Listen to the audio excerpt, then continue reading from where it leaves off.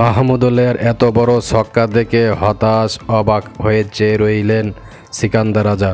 হ্যাঁ দর্শক, ৩৮ বছর বুড়ো বয়সেও এত বড় ছক্কা মারা যায়, যা মাহমুদুল্লাহ রিয়াদের থেকে দেখা গেল। এটা দেখে সিকান্দার রাজা হতাশ হয়ে চেয়ে রইলেন।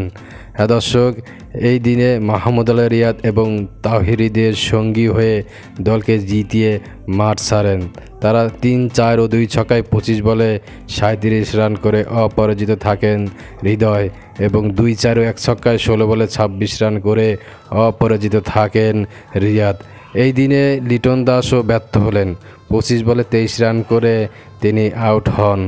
অধিনায়ক নাজমুল হোসেন শান্ত বেশি রান করতে পারেননি, ১৫ বলে ১৬ রান করে আউট হয়ে যান। এছাড়াও জাকের আলী এবং তাওহিদের ৩১ রানের জুটিতে দলকে এগিয়ে নিয়ে যায়। শেষ দিকে তাওহিদ হৃদয় এবং মাহমুদুল্লাহ রিয়াদ অপরাজিত ইনিংসে দলকে জিতিয়ে মাঠ ছাড়েন।